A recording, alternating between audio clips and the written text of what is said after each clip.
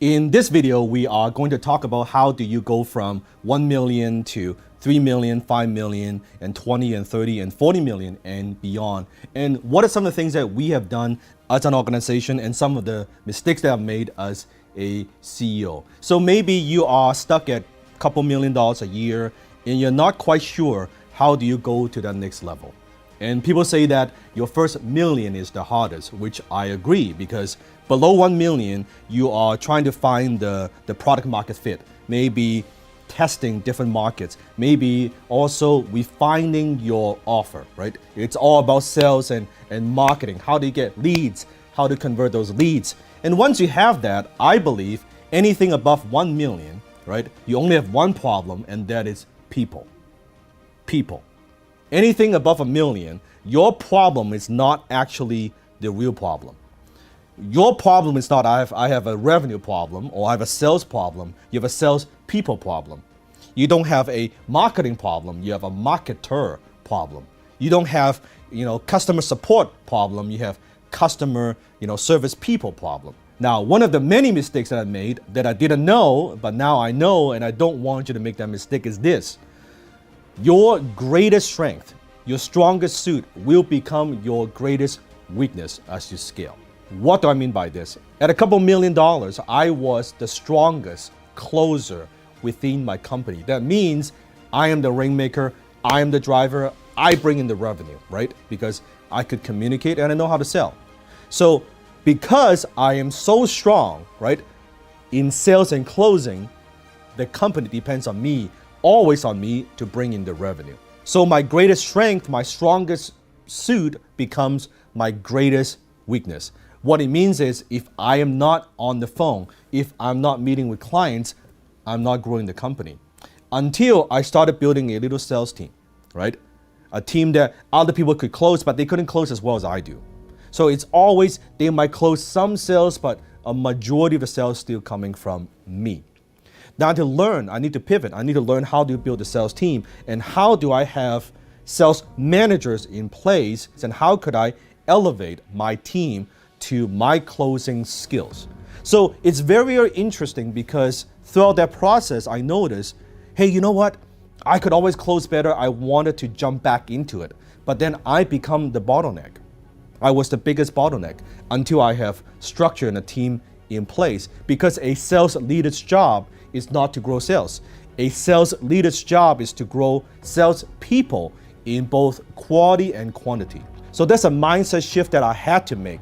You notice when you are growing, after $1 to $3 million, your focus is no longer focusing on what needs to be done or how to do something, not just what and how. How do I get more customers? How do I sell more? How do I create a better product?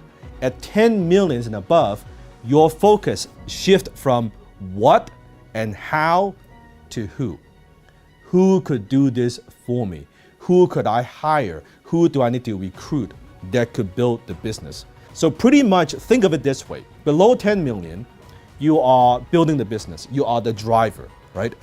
Anything above 10 million a year in revenue, you're building your people, and then your people are building the business.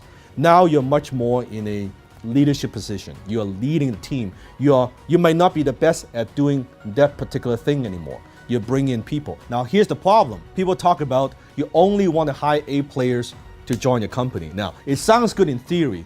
From my experience, that doesn't work, because when you have a small business doing a few $1 million a year, A players would not want to come work for your company.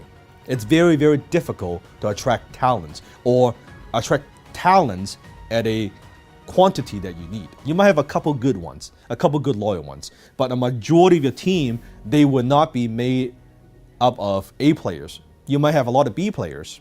So you got to make do with B players. How to get the most out of B players, because we cannot compete with, the Amazon, the Facebook and Google yet, right? We can't. Even now we can't. Even the size that we have. So how do we get the most out of our people? The team that wins is not the team that has the most talents. That's not true. The team that wins is the team that gets along the best. So how do you make sure the people within your team, the team dynamic, the team morale is good, right? So you will not have A players in the beginning. You have a bunch of B players. You have to live with that and how to get the most out of them. From my experience in my own organization, in the beginning, I could only afford to hire people with less skills than me. I'm the best marketer in my company. I'm the best strategist in my company. I'm the best closer in my company. So in the beginning, I was hiring, because that's all I could afford, people with less skills. And you will go through this. That's stage one. Stage two, once you're at maybe, let's say $10 million a year, you could hire people with some more skills and some more experience. But when they come in, you're not training them from scratch. They know, they have experience, or they've done this in the past, but they don't know how you do something. They don't know your culture. They don't know the way that you work. So they will need some coaching from you. Basically, how we do it here, how we do things here. So you've got experience, that's good, but this is how our team works, and this is how our product works. So that's kind of stage two. When you are at 20, 30 million, now you have some sort of executive team and management team. That's your VP of sales, your VP of marketing, operation, and finance, right? And within your company, just so you know, when you're growing, if you are the driver, chances are you are, otherwise you wouldn't be here, that you are what I call gas people, just like a car. You can't just have all gas people in the company. You need to have some people who are like brick people, meaning finance, bookkeeping, support, admin, so that you don't crash, to make sure you don't get into an accident, right? So you don't just all gas and no brake. And in the beginning, you might not feel comfortable. You're like, hey man, I can move quick. Let me just get things done. Let me get shit done. And then you have people who are telling you, no, you gotta watch out for legal, support, finance, and all these things. You're like, well, you're just getting into my way. No, you gotta have both types of people, gas and brake. So at that multiple eight figure, now you have an executive team. Now at stage three, you are bringing on people that actually know about certain subjects, or they have certain skill sets that are way better than you. So they're coming in, they are telling you what to do. They're telling you how sales should be done. They're telling you how marketing should be done. They're telling you how support should be done. And it feels a little bit weird in the beginning. At least for me, it was. Because I am no longer the smartest person in the company. I focus on strategies, vision, culture, decision-making, and I spend more time focusing on the who. So that's how you go from that couple $1 million to 5 million, 10, 20, 30 million dollars, because you shift from what do I need to do, how do I need to do it, to buying time, to who do I need to hire that could do this for me, who has already done it that I could bring into my company that could help accelerate my growth. And most CEOs, they're not comfortable with that.